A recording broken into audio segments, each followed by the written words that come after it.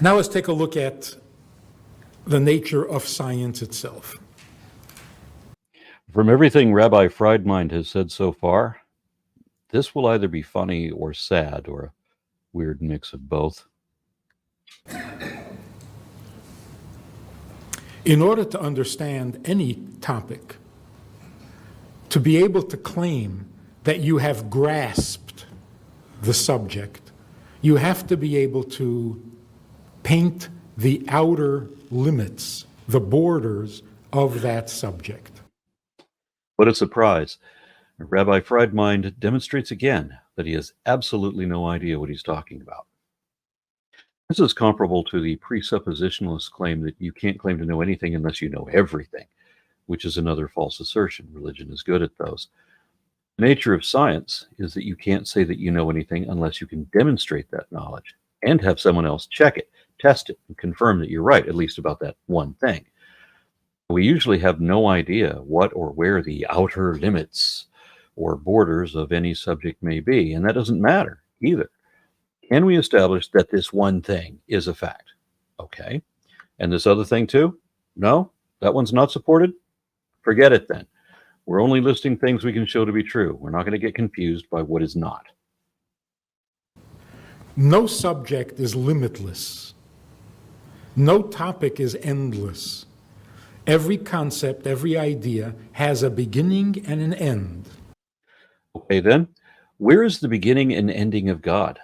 He said himself that he must have these limits because he is the Alpha and Omega, the beginning and the end. So according to both you and him, he must have these limits. So what is the limit of our spiritual existence in heaven or hell or Sheol or purgatory, the Orlando DMV, or wherever they send our souls to stagnate in monotony? It applies somewhere, sometimes, not all the time, and not everywhere. If you think the idea is endless and applies always, you haven't mastered the subject. I don't know what you're talking about, Rabbi Friedman, but then neither do you. You've obviously never mastered any subject, not even religion. I don't know what your limits are, but I can tell you are quite limited. You may know Judaism better than me, but I would bet that I know religion better than you do. I certainly know the science better than you. I can tell you that evolution applies to all life, everywhere, all the time, and that it's endless, continuing in perpetuity, at least until all life goes extinct. Grasping an idea, literally, physically, if you want to picture this, you can't grasp a basketball because you can't get your fingers, I can't get my fingers, around the outer borders of the ball. So if I can't get around its limits, if I can't grasp its limits, then I can't grasp it. It's too big for me. So I can't claim to have grasped the basketball even though I'm holding it.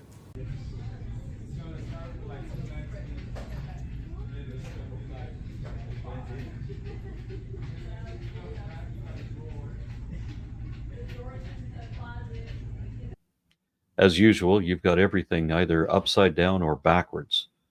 In order to have a grasp of science or any other topic, you don't need to know its outer limits. You only need to know the basics correctly. And you don't. You don't know the first thing. I can know a subject, I can speak about a subject, I can't claim to grasp it until I see its limits. I know where it belongs, I can put it in its right place.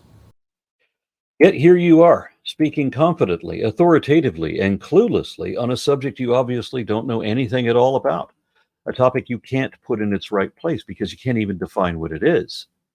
Here in the South, we have a phrase, a colloquialism, to describe what you're doing. It's called talking out of your ass.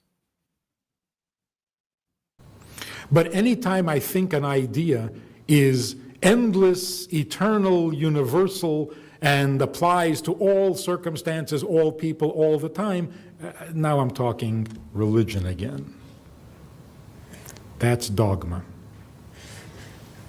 That's not grasping the idea.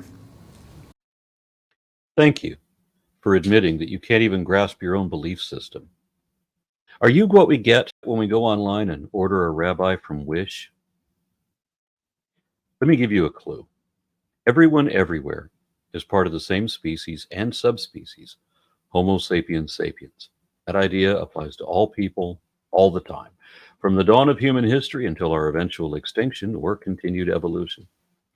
Though I admit this was not eternal, it was not always this way. There used to be other species living alongside us and that came before us. There may again be other species, or at least subspecies, at some point in the future. If we ever colonize another world, then that would lead to a rapid speciation. Though their phylogeny will never change, and it hasn't changed for billions of years. That's as close to universal as any organism can get. Therefore, to understand science, we have to know where it begins and where it ends. What are the boundaries of the universe, either physically or temporally? Are there boundaries? Does anyone yet know that for sure? I don't think they do. I've heard cosmologists talk about this, contradicting the philosophical presuppositions of theologians. I've heard estimates of the ends of the observable universe with the admission that there may be more beyond that, which we can't see. And look at all that our scientists know, and yet they can't all agree on whether the universe even has boundaries, either spatially or temporally, because many of them say that the universe is, in some sense, eternal in both directions. We won't really know if there's a limit to the universe until we have a quantum theory of gravity. We have a basic understanding of the theory of gravity, but no one knows the limits of that either. Did you know that the theory of evolution is actually better supported, better understood than the theory of gravity? Look at all we know about atomic theory. And yet again, we have competing models and different applications. We know that the quantum model should be dominant, but it doesn't work in stoichiometry. We have to use older models for that. We can't even distinguish the limits of reality, because the closest we can ever get to an absolute nothing is a field of quantum fluctuations of subatomic particles popping in and out of existence, prompting many physicists to conclude that there was never absolutely nothing, nor could there be. Yet the fact that we have medicine and rockets and nuclear energy and telecommunications and gene editing, CRISPR, and all that works so well proves that we have a collective grasp of these things, even though we don't know the limits, the outer boundaries of any of it. The person who believes that science has no end is not a scientist. He is worshiping scientism. No one worships scientism, not even Carl Sagan, the one man who I most often see being accused of scientism. He said that science is only a tool, but it is by far the best tool we have, self-correcting, ongoing, applicable to everything. Of course, Sagan knew that science wasn't the only tool that we have. Now, scientism would be the belief that science is the only way to render truths about reality. I'm sure Sagan was aware of the value of mathematics and applications of philosophy, which are both tangential to science. Sagan even commented that science is not only compatible with spirituality, it is a profound source of spirituality. Oh, not even Sagan worshipped scientism. No one does. The beginnings and the ends of nature, or of science, is that science deals with what is. You cannot use science to study that which is not. That make any sense? Yes, you just explained why science cannot study God. The limit of science is simple. It's when there is an untestable assertion that is not supported and thus has no value in science, because it can only be evaluated mathematically or logically. However, I think it important to point out that God and religion consistently fails even there. Science deals only with what has happened. It does not deal with what has not happened. Yes, science deals with what has happened, and the Bible deals with what has not happened. Therefore, science deals with something. It cannot deal with nothing. To deal with nothing, to make deals with nothing, to talk to nothing and imagine that it's talking back to you, that requires faith. At this point in history, the cutting edge of science, the next frontier in science, is going to be the study of that which is not. Will it still be science? Probably not. Right? That's not even wrong. It's gibberish, nonsense. Why are you in such a brain fog? Do you see why I call you fried mind? Have you been smoking that hobbit weed again, Gandalf? So science has reached its outer limit. It knows all there is to know about what is. So you're saying that scientists have already devised M theory, or a quantum model of gravity to explain cosmology? That we now know every chemical stage in the formation of life? You know quite a lot of them now, sure, but not every single one in the sequence yet. There's much left to know. We have fossil species that we know had to be whole populations over many generations, yet all we have of them is a fragment of a single jawbone, not even a whole skeleton. We'll never know every species that ever lived. We don't yet know what is the closest habitable exoplanet that is not already occupied, nor do we know which is the closest planet that has some form of life on it. Statistically, there would have to be at least some out there. If not in this galaxy, then certainly in one of the billions of others that each have statistically hundreds of billions of worlds that we know nothing about. Until we have anti-gravity cars and Shadowrun and infinite improbability hyperdrive operable from the holodeck, and until we know from which planets to harvest spice or mine obsidian, then it's myopic to say that science knows all there is. The question is, where did what is come from? And the answer has to be from something that is not. So your answer is God. I'm beginning to think that you don't really believe in your religion, that it's not a sincere belief, that it is only make-believe, because you admit that religion is not sensible and that God is what is not, meaning that God is not. You don't know how to logic. Also, your answer is wrong, of course. If physicists don't believe there was ever an absolute philosophical nothingness, you can't really believe that everything came from nothing now, can they? Not. Well, science can't go there. That is the natural border, the natural limit to the field of science.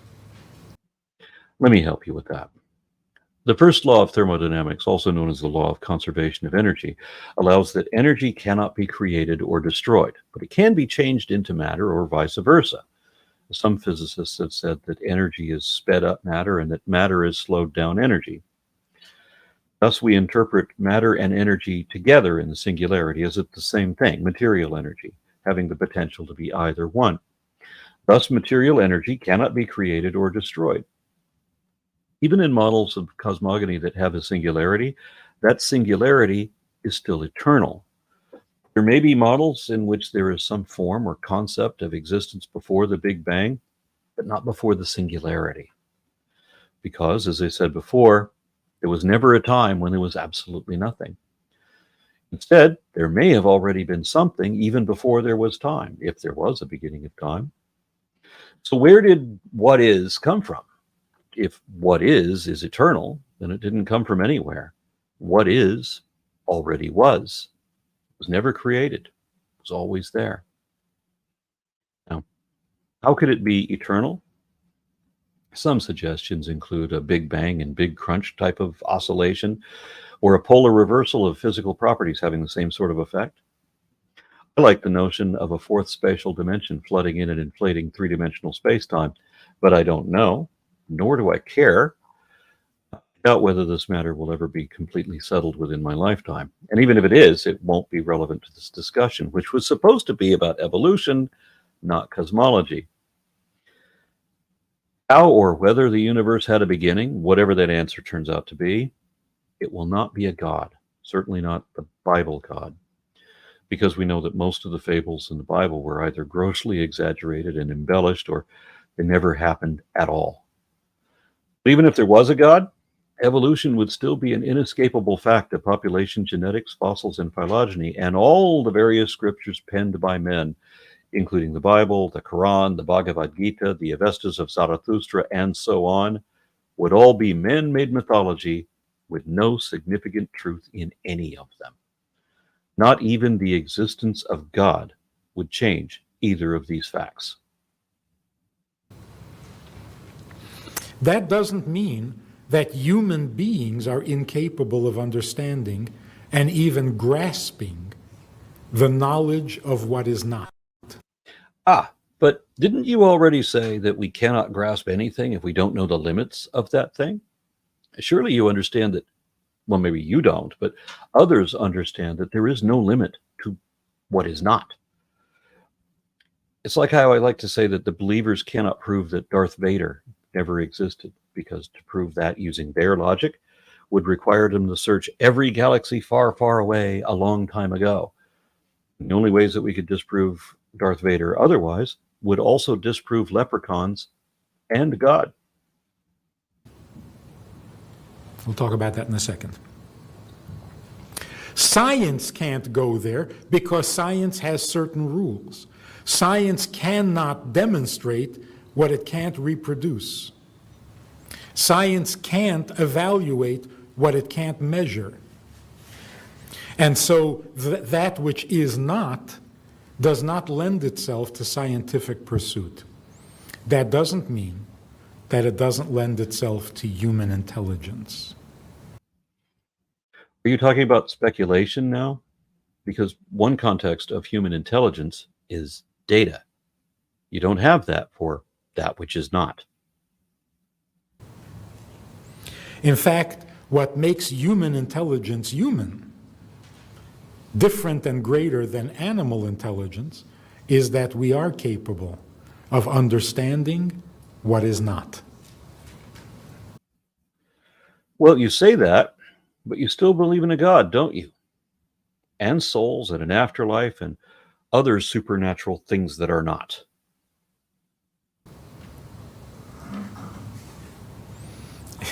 A simple example is, if you really know how to communicate, then you're doing two things. You understand what you hear, and you understand what wasn't said. And what wasn't said, in this case, is the third thing you must do to communicate, the most important thing you must do to communicate, and that is to convey information intelligibly, which you are not doing here. We may be, on average, more intelligent than any other animal, all things considered, though there are other animals that are highly intelligent, almost as intelligent as we are. And our intelligence may be different in some ways from some of these other animals. But chimpanzees, for example, have much greater short-term memory than we do, and they can count like we do faster than we can. Elephants have much greater long-term memory than we do, but we still have some intellectual advantage even over the smartest elephant or dolphin or what have you. So we can be distinguished among animals, but we cannot be distinguished from animals because we are animals. Even the Hebrew Bible, your so-called Word of God, says as much. And the Bible says that the only reason you won't admit this fact is the fact that you're an animal is because of your vanity. That's one thing the Bible got right, at least. Because you got to read between the lines to really be able to communicate. You have to hear what is said, and you have to hear what was not said. You know what was not said? Remember back when you said, let's talk about monkeys, meaning that you were going to discuss evolution as per the title of your video? That was 24 minutes earlier in your presentation, and you still haven't mentioned monkeys or evolution. You still haven't even gotten to the topic yet. You have to see what is there. You also have to see what is missing. I have noticed that devotees of many different religions will sometimes refuse to see what is there. They will often convince themselves to see what is not there. Human intelligence can handle, can understand, can grasp that which is not. You just told me that in order to grasp any topic, you have to know the limits of that topic. Now you contradict yourself to say that we can grasp that which is not. There is no way you or anyone else could know the limits of that which is not. And therefore, the science, if you want to call it that, the science of God is knowable, even though God is not measurable and God is not available to scientific testing. Contradicting yourself again. Earlier you said that science cannot pursue what it can't test or measure or reproduce. That means the science of God is an oxymoron. There is no such thing. By your own definition, there can't be. So it's the limit of science that we're talking about, not the limit of human intelligence. Well, I think we've already seen the limit of your intelligence anyway.